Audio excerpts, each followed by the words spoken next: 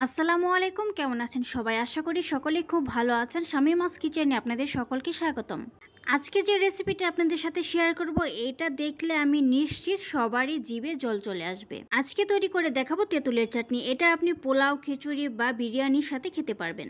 এইভাবে তেঁতুলের চাটনি বানিয়ে কিন্তু আপনি সারা বছর সংরক্ষণ করে খেতে পারবেন। একদম সহজ করে সকল টিপস এন্ড ট্রিক সহকারে আজকের রেসিপিটি দেখানোর চেষ্টা করেছি। আর এই তেঁতুলের চাটনিটা খেতে এতটাই মজার যে কেউই এটা পছন্দ করবে। টক ঝাল মিষ্টি একটা চাটনি। একটা বোল বা গামলা আমি নিয়ে নিয়েছি। এখন এতে নিয়ে নিচ্ছি তেঁতুল।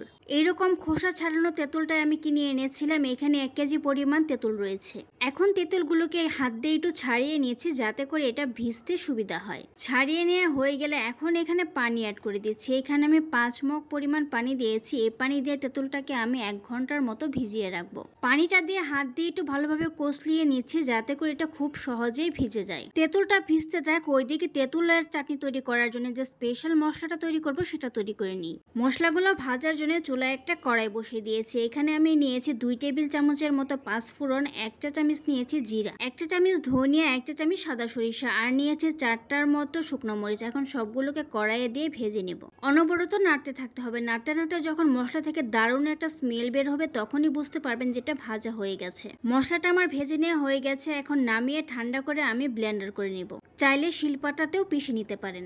এদিকে কিন্তু তেঁতুলটা আমার খুব ভালোভাবে ভিজে গেছে। এখন হাত দিয়ে ভালোভাবে কষলিয়ে নিয়ে তেঁতুলের যে আঁশ আছে সেটা ফেলে দিচ্ছি। তেঁতুলের মাড় বা গাছ যাই বলেন না কেন সেটা বের করে নিয়েছি। তেঁতুলের যে বীজগুলো রয়েছে সেটাও কিন্তু আমি ফেলে দিব। তেঁতুলটা ভিজে কিন্তু একদম নরম হয়ে গেছে। হাত দিয়ে একটু কষলালেই কিন্তু গাঁটটা বের হয়ে আসছে। এইভাবে করে তেঁতুলের আঁশ আর বীজগুলো আমি ফেলে দিচ্ছি।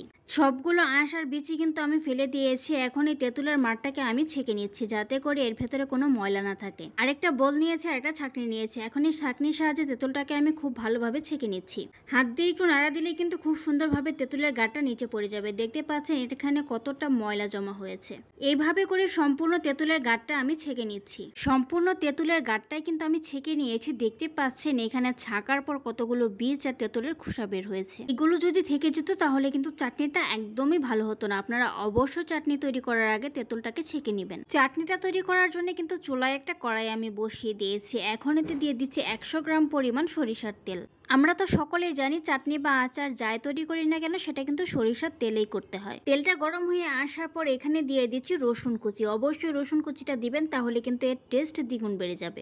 ধাপে ধাপে কিন্তু অনেকগুলো ইনগ্রেডিয়েন্টস আমি অ্যাড করব, সেজন্য আপনাকে সম্পূর্ণ ভিডিওটি দেখতে হবে। এখন নেড়ে চেড়ে রসুনগুলোকে ভেজে নিব। রসুনটা হালকা ভাজা হয়ে আসলে এখানে আমি শুকনো মরিচ দিয়ে দিচ্ছি। যেহেতু এটা টক ঝাল মিষ্টি চাটনি তাই এখানে কয়েকটা শুকনো মরিচ দিয়ে দিলাম। একটা সিজার দিয়ে ছোট ছোট টুকরো করে কেটে আমি শুকনো মরিচটা তেলের ভেতরে দিয়ে দিচ্ছি। একটু নেড়ে চেড়ে ভেজে নিয়ে 1 চা চামচ দিয়ে দিচ্ছি পাঁচফোড়ন। এতে করে কিন্তু ফ্লেভারটা খুব সুন্দর আসবে। নেড়ে চেড়ে মিশিয়ে নিয়ে তেঁতুলের যে গাদ বা মাড়টা বের করে রেখেছিলাম সেটা দিয়ে দিচ্ছি।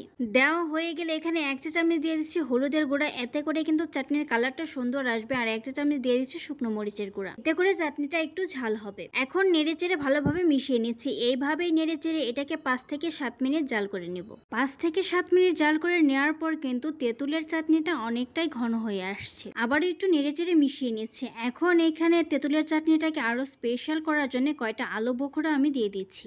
এতে করে কিন্তু এই চাটনির টেস্টটা আরো দ্বিগুণ বেড়ে যাবে। এই চাটনিটাকে যত জাল করতে থাকবেন এর কালার কিন্তু ততই চেঞ্জ হয়ে আসবে।